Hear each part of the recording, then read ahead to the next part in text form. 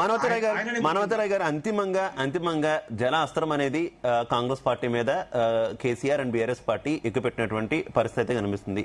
ఒకటే చెబుతున్నారు, రేవంత్ రెడ్డి ఆంధ్రప్రదేశ్ ముఖ్యమంత్రికి రుణం తీర్చుకుంటున్నారు, చంద్రబాబు నాయుడికి గురువుకి ఆయన దక్షిణ కింద తెలంగాణ నీటి హక్కుల్ని ఇస్తున్నారు అనేటటువంటి ఆరోపణలు చేస్తున్నారు.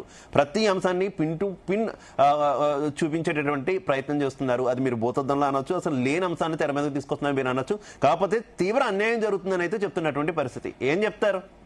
ఇప్పుడు రేవంత్ రెడ్డికి అంటే తెలియలేదనుకున్నా ఏంది. ఇప్పుడు రేవంత్ రెడ్డి 10 సంవత్సరాల పాటు ఇక్కడ ముఖ్యమంత్రిగా తెలంగాణ ప్రజల ప్రయోజనాలు కాపాడే విధంగా పనిచేయాలనుకుంటాడు. ఆ విధంగా పనిచేయాలనుకున్నాడు ఈ రాష్ట్రాన్ని అన్ని రకాలుగా అభివృద్ధి చేసుకునే విధంగా ముందుకు తీసుకుపోతాడు. కేసీఆర్ గారు లాగా తెలంగాణ నీళ్లు నిధులు నియామకాల పేరు చెప్పి అధికారంలోకి వచ్చి నీళ్లు తేలేకపోయిండు, నిధులు ఇవ్వలేకపోయిండు, నిధులన్నీ వాళ్ళ పార్టీ ఖాతాలోకి పోయినాయి, కొన్ని నియామకాలు చేయలేకపోయి నియామకాలన్నీ వాళ్ళ ఇంట్లోకే వచ్చినాయి. కానీ ఆ పరిస్థితి నుంచి తెలంగాణ అసలు నీటిపారుదల ప్రాజెక్టులు ఎందుకు పెండింగ్లో ఉన్నాయని చెప్పి ఆ పెండింగ్ పనులన్నీ కూడా పూర్తి చేసుకుంటూ నిధులు కేటాయించుకుంటూ ఏదైనా బనకచర్లను ఆపుకుంటూ ముందు స్పందించింది రేవంత్ రెడ్డి గారే. లేఖ రాసిన తర్వాత స్పందించిన తర్వాత వీళ్ళు తర్వాత వాళ్ళ దొంగతనం బయటపడితేనే బయటకు వచ్చి మాట్లాడుతున్నారు. అందుకే వాస్తవాలు బయటికి రావాలంటే అసెంబ్లీకి రమ్మంటున్నాం. ఈయన అసెంబ్లీకి రానంటాడు, ప్రెస్ మీట్లు మాత్రమే పరిమితమవుతున్నాడు ప్రధాన ప్రతిపక్ష నాయకుడు. కాబట్టి పాలమూరు రంగారెడ్డి డిజైన్ మార్చింది ఎందుకు? కమిషన్ల కోసం.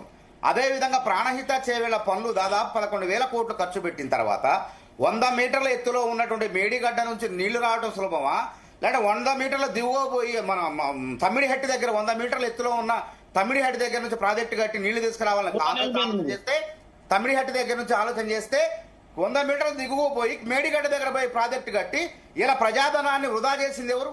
నీళ్లలో పోసింది ఎవరు? వాళ్ళ ఖజానాన్ని నింపుకున్నది ఎవరు?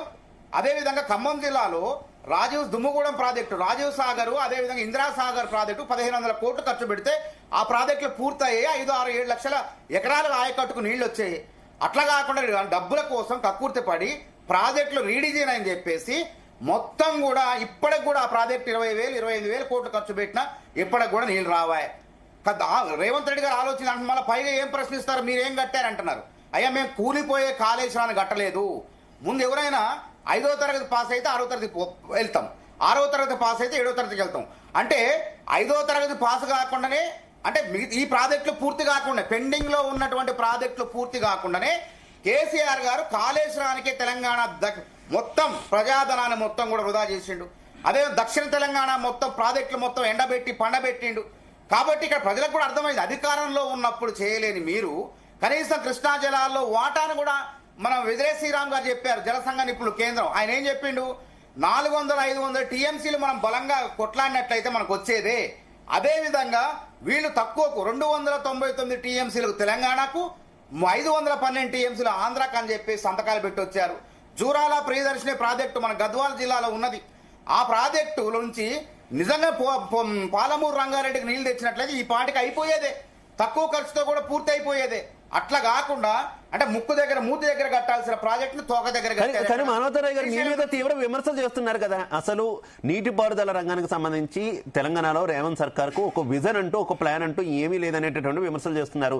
మీరు అధికారంలోకి వచ్చి 2 ఏళ్ళు అవుతుంది. కాళేశ్వరం మీద చాలా ఆరోపణలు చేశారు. అసలు కాళేశ్వరాన్ని ఎలా ఉపయోగించుకోవాలన్న దానికి సంబంధించి ఇప్పుడు వచ్చి మీరు ఏం డిసైడ్ కాలేదనేటటువంటి ఆరోపణలు ఉన్నాయి. మరోవైపు కొత్తగా ఏమైనా ప్రాజెక్టులు కట్టాలా, ఉన్నావు పూర్తి చేయాలా, దేనికి కూడా తట్టెడు మట్టి కూడా వేయలేదు రేవంత్ సర్కార్ అనేది ఆరోపణ. ఏం చెప్తారు?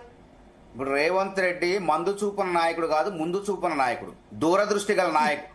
అందుకే ఆయన కొత్త ప్రాజెక్టులు ఏం తీసుకోవట్లేదు. ఆయన ఈ పూర్తి కాకుండా కొత్త ప్రాజెక్టులు తీసుకోవడం వల్ల ప్రయోజనం ఏంది? అసలు ఆ రాష్ట్రాన్ని ఖజానా మొత్తం కూడా ఖాళీ చేసిపోయారు, ఆర్థిక విధ్వంసం చేసిన రాష్ట్రాన్ని గాడిలో పెట్టేందుకు ఆయన గజయితగా లెక్క శ్రమిస్తాడు. ఒక పక్క ఉన్న ప్రాజెక్ట్ ఎస్ఎల్బిసి టన్నెల్ పనులు ప్రారంభమైనవి. పాలమూరు రంగారెడ్డికి 7,000 కోట్లు ఖర్చులైతున్న కెనాల్సే లేవండి. కెనాల్స్ లేకుండా నీళ్ళు ఎట్లా వస్తాయి? అసలు దాదాపు మేము 90% పూర్తి చేసిన అంటున్నారు వీళ్ళు. 90%, 27,000 కోట్లు పెట్టి 90% పూర్తి అయితే చెప్పండి, ఎన్ని అబద్ధాలు. అనుమతులు రాకపోయినా అనుమతులు ఇచ్చినట్టు సిడబ్ల్యూసి ప్రచారం చేయటం, ఈ విధంగా ప్రజలు తప్పుదారి పట్టిస్తున్నారు. ఇది తాత్కాలికమే. అంతిమంగా అసెంబ్లీలో చర్చకు రండి, దమ్ముంటే దసరాలు మాట్లాడతాయండి. ఇలా పాలమూరు రంగారెడ్డిలో నా దగ్గర ఆధారాలతో 246 జీవో తీశారు వీళ్ళు. 246 జీవో తీసి 90 టీఎంసీలు 2 భాగాలు చేశారు వీళ్ళు. ఇక్కడ స్పష్టంగా ఉన్నది. ఇది అంతర్రాష్ట్ర ప్రాజెక్టు. ఈ జీవోలో 45 టీఎంసీలు తాగునీటి కోసం అని చెప్పి, మైనర్ ఇరిగేషన్ కింద అని చెప్పేసి తాగునీటి కోసం 45 టీఎంసీలో కూడా 7.17 టీఎంసీలు తాగునీటికి అని చెప్పి విభజించి జీవో తీసుకొచ్చి సహకరించింది వాళ్ళు. ఇవాళ దాన్నే మేము కొనసాగింపుగా వాడుకోకపోతే వృధా అయిపోతాయని చెప్పి ఈ రాష్ట్ర ప్రభుత్వం అనుకొని ఆ విధంగా ముందుకు పోతుంటే ఇదేదో అన్యాయం జరిగినట్టు, ఇదే తప్పైనట్టు మాట్లాడుతున్నారు. రమణ గారు నిన్న మినిస్టర్ మాట్లాడుతూ ఆంధ్రప్రదేశ్ ప్రభుత్వం చేపడుతున్నటువంటి బానక్కచెర్ల ప్రాజెక్టుకు సంబంధించి మేము ఆల్రెడీ సుప్రీంకోర్టులో కేసు వేసాం, జనవరి 5వ తారీఖున కూడా విచారణ జరగబోతున్నట్టు కూడా చెప్పారు. ఏంటి సుప్రీంకోర్టుకు వెళ్లడం ద్వారా ఏమైనా ఉపయోగం ఉంటుందా? బానక్కచెర్ల ఆల్రెడీ వెనక్కి తగ్గి ఇప్పుడు నల్లమల సాగర్ ఎత్తుకున్నటువంటి నేపథ్యంలో దానికి సంబంధించి కేసు విషయంలో అప్డేట్ చేశారా లేదా అన్న దానికి సంబంధించి కూడా ఇంకా ఏం క్లారిటీ అయితే లేదు. ఏం చెప్తారు రమణ గారు? బలమైనటువంటి లాయర్ను పెట్టి సుప్రీంకోర్టుకైనా పోవచ్చు, ఎక్కడికైనా పోవచ్చు, కానీ ఇప్పుడు ట్రిబ్యునల్ ముందట మన యొక్క ప్రొసీడింగ్స్ నడుస్తున్నాయి. బ్రిజేష్ ట్రిబ్యునల్ 2 మనకు ప్రొసీడింగ్ నడుస్తున్నప్పుడు సుప్రీంకోర్టు కూడా ఏం చేయలేదు. కాబట్టి ట్రిబ్యునల్ అవార్డుని తొందరగా, అంటే ఇప్పుడు దాని సత్వరం, అంటే ఇప్పుడు చాలా కేసులు పెండింగ్ లో ఉన్నాయి. సుప్రీంకోర్టులలో, హైకోర్టులలో కూడా చాలా కేసులు పెండింగ్ ఉన్నాయి. అలా ఇప్పుడు ఇక్కడ ట్రిబ్యునల్ అనేది ఒక స్పెషల్ ఇష్యూ కోసము, మన కృష్ణా వాటర్ ని పంచడం కోసము మొన్నటి వరకు సెక్షన్ 3 అలో చేయలేదు 2 స్టేట్ల మధ్యలో. అంటే ఇప్పుడు సెక్షన్ 3 కూడా దీన్ని ఇంప్లిమెంట్ అవుతుంది కాబట్టి దీన్ని మొత్తంగా ఈక్విటబుల్ గా మనకు నీళ్లు రావాలి. మన యొక్క 750 టీఎంసీ వరకు మనము ప్రపోజ్ చేశాము. మన ప్రొసీడింగ్స్ నడుస్తున్నాయి. వీటిని ఎంత తొందరగా మనకు ట్రిబ్యునల్ అవార్డు ఇచ్చినట్టు అయితే అంత తొందరగా ఈ వివాదాలన్నీ కూడా సమసిపోతాయి. మనకు ఒక న్యాయమైన హక్కు వస్తుంది. కృష్ణా లోపల ఒక 1000 టీఎంసీలు మనం వాడుకోవడానికి అవకాశం వస్తుంది. ప్రాజెక్టులు కూడా కట్టుకోవడానికి అవకాశం వస్తుంది. అప్పుడు ప్రాజెక్టులకి ఫండ్స్ కూడా మనకు సెంట్రల్ గవర్నమెంట్ ఫండ్స్ కూడా ట్యాప్ చేయొచ్చు. ఇప్పుడు కాళేశ్వరంకు మనం హైడ్రాలజికల్ క్లియరెన్స్ లేకున్నా గానీ, సెంట్రల్ ఫండ్స్ లేకున్నా, స్టేట్ ఫండ్స్ కూడా లేకున్నా మనము అన్ని అప్పులు తీసుకొచ్చి కట్టాము. సో ఇటువంటి పరిస్థితి ఏర్పడదు, దివాలా తీసే పరిస్థితి ఏర్పడదు. కాబట్టి ఈ ట్రిబ్యునల్ అవార్డు కోసం మనందరం కూడా ఇప్పుడు మనము కొట్లాడుకున్నట్లయితే ఎదుటివానికి ఒక వీక్ పాయింట్ అవుతుంది. కాబట్టి ఈ ట్రిబ్యునల్ అవార్డు కోసం అందరం ప్రయత్నం చేయాలి. మన ప్రధానమంత్రి గారిని, మన మినిస్టర్ మన సెంట్రల్ మినిస్టర్ ను, పాటిల్ గారిని కూడా ఈ విషయం లోపల మనము అందరం కలిసి, అఖిల పక్షాలు కలిసి కూడా ఈ ట్రిబ్యునల్ అవార్డుకు తొందరగా ఇచ్చేటట్టుగా బ్రిజేష్ మీద ఒత్తిడి తీసుకురావాలి. అట్లా ఆ డైరెక్షన్ లో మనం ప్రయత్నం చేస్తే బాగుంటుందని నా కోరిక. రైట్ వెంకటరెడ్డి గారు, అసలు ఏంటి కేంద్రం పాత్ర ఏంటి? ఒక్క జల వివాదాలే కాదు, విభజన నుంచి కూడా, విభజన స్టార్ట్ అయినప్పటి నుంచి విభజన చట్టంలోని పలు అంశాలు అపరిష్కృతంగానే ఉండిపోయినటువంటి పరిస్థితి. ఎప్పుడు కూడా కేంద్రం గోడ మీద పిల్లి వాటంలానే ఉంది తప్పితే ఎక్కడా పరిష్కరించడానికి ముందుకు రాలేదు. కేవలం 2 రాష్ట్రాల్లో రాజకీయ ప్రయోజనాలు మాత్రమే చూసుకుంటుంది, వివాదాల పరిష్కారానికి ముందుకు రావట్లేదు అనేది ఆరోపణలు. ఒప్పుకుంటారా?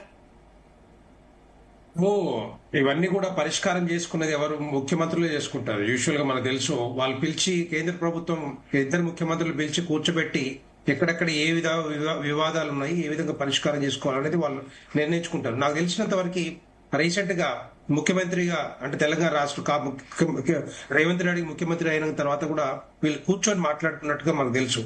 సో ఆ విషయంలో వీళ్ళు డిసిషన్ తీసుకొని వాళ్ళు చేసుకోవాలి తప్పితే కేంద్ర ప్రభుత్వం మీడియేటర్ గా మాత్రం ఉంటుంది, అక్కడ పెద్దన్న పాత్ర పోషిస్తుంది తప్పితే వీళ్ళు కూర్చున్నప్పుడు వీళ్ళ మధ్యలోనే ఇది రానప్పుడు మీడియేటర్ గా అయితే ఓకే, పెద్దన్న పాత్ర అనేది మాత్రం పెద్ద పదమే అయిపోతుందేమో. వెంకటరెడ్డి గారు, ఎక్కడ పెద్దన్న పాత్ర? చొరవ తీసుకోవట్లేగా మీరు ఎక్కడాను. వాళ్ళు కూర్చుంటామంటే మధ్యలో ఇనిషియేట్ మధ్యలో ఉంటున్నారు అంతే తప్పితే మీరు ముందుగా ఇనిషియేట్ తీసుకొని 2 రాష్ట్రాలకి మధ్య కొంత సయోధ్య కుదిర్చే ప్రయత్నం అయితే మీరు చేయట్లేగా. ఇంకా పెద్దన్న పాత్ర ఏమవుతుంది? అది మీడియేటర్ వరకు ఓకే.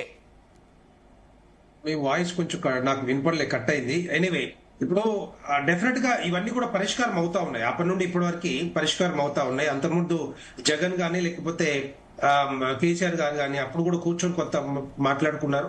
కాకపోతే వీళ్ళు ముందుకు తీసుకోలేని పరిస్థితి కనపడతాను. ముఖ్యంగా చెప్పాలంటే దీంట్లో మిగతా విషయాలు పక్కన పెడితే, అది ఇంపార్టెంట్ విషయాలు కాకపోయినప్పుడు కూడా ముఖ్యమైన విషయం ఏంటంటే ప్రాజెక్టులే. ముఖ్యమైన నీళ్ల విషయంలోనే వీళ్ళు అంతకుముందు కేసీఆర్ కూడా ఏ విధంగా ఆంధ్ర పాలకులకి ఏ విధంగా తోచుకోవమని చెప్పి ఇష్టం వచ్చినట్టుగా పర్మిషన్లు ఇచ్చి చప్పుడు ఎవరు కూర్చున్నారో. ఎందుకంటే మొట్టమొదటిసారిగా ఏదైతే ముఖ్యమంత్రి కేసీఆర్ గారు అధ్యక్ష కౌన్సిల్ కానీ లేకపోతే దానికంటే ముందు మీటింగ్ కానీ ఎందుకు హాజరవ్వలేదు, వాటర్ షేరింగ్ అగ్రిమెంట్ లో ఎందుకు ఆ మీటింగ్ లో పాల్గొనలేదు, 811 టీఎంసీల వాటర్ ఉన్న దాన్ని ఎందుకు ఆయన 299కి ఒప్పుకున్నారు, ఇక్కడి నుంచి అపెక్స్ కౌన్సిల్ మీటింగ్ రమ్మని చెప్పినా కూడా, ఈవెన్ జూమ్ మీటింగ్ రమ్మని చెప్పినా కూడా ఎందుకు రాలేదు, ఎందుకు ఒప్పుకున్నాడు 299. 2014 నుంచి 2022 వరకు 299 టీఎంసీలు ఒప్పుకొని మొత్తం కృష్ణా డెల్టా ప్రాంతం, తెలంగాణ ప్రాంతం అంతా కూడా ఎండబెట్టినరు. ఇదంతా కూడా వాంటెడ్ గా ఇంటెన్షనల్ గా చేసిందే తప్పితే, మరి ఒకవేళ నిజంగానే ఇట్లాంటి వివాదాల పరిష్కారం కావాలంటే వాళ్ళు కూర్చొని